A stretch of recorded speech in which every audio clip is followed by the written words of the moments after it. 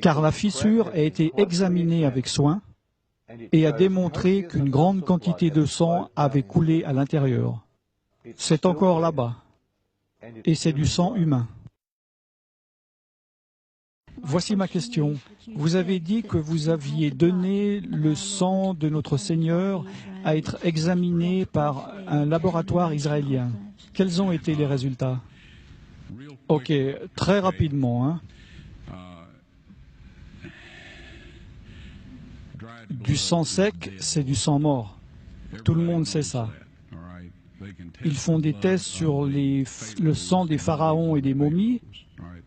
Il y a certaines choses qu'ils peuvent faire, mais ils ne peuvent pas faire un compte des chromosomes. En tout cas, pas par des méthodes que je connaisse. Tout est en évolution, mais moi, je ne dis pas que je connais tout. Néanmoins, à ma connaissance, il est impossible de connaître le nombre de chromosomes depuis du sang séché. On peut retirer de l'ADN, mais pas des chromosomes. Cela concerne les globules blancs. Tout d'abord, dans cette analyse, j'ai pris le sang et je l'ai amené dans un laboratoire en Israël. Je me suis renseigné avec un de mes collègues où se trouvait un bon laboratoire, digne de confiance. Ils m'ont dit, là-bas c'est bien, donc j'ai dit OK. J'ai dit, prenez ce sang, s'il vous plaît, et analysez-le, et dites-moi, qu'est-ce que vous pouvez m'en dire? Ils m'ont dit, on va le reconstituer, on va le mettre à température ambiante. Pendant 72 heures, on va le mettre dans une douce centrifugeuse. J'ai dit, super, ça c'est votre affaire, mais moi j'aimerais être là quand vous l'analyserez. Donc je suis revenu, ils l'ont analysé et ils m'ont dit, bon, c'est du sang humain, ça on peut le dire avec certitude. Ils ont fait les tests appropriés. Alors je leur ai dit, prenez un peu des cellules blanches pour une analyse et gardez-le à température du corps pour 48 heures. Ils m'ont dit, ça ne sert à rien car le sang est mort. Je leur ai dit, est-ce que, s'il vous plaît, vous pouvez quand même le faire? Et ils ont dit, OK, on le fera.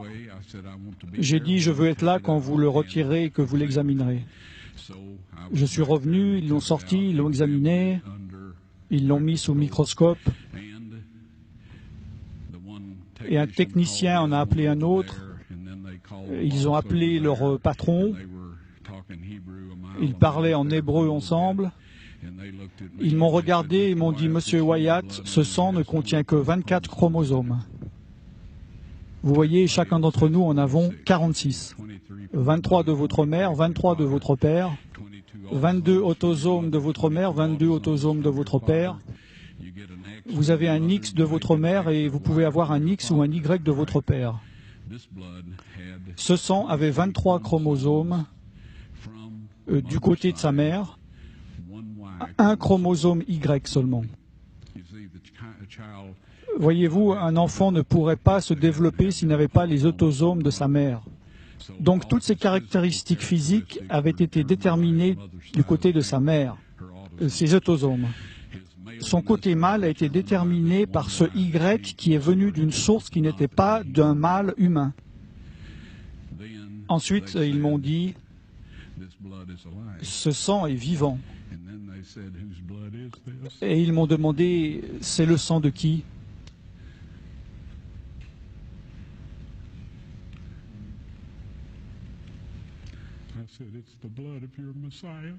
J'ai dit, c'est le sang de votre Messie.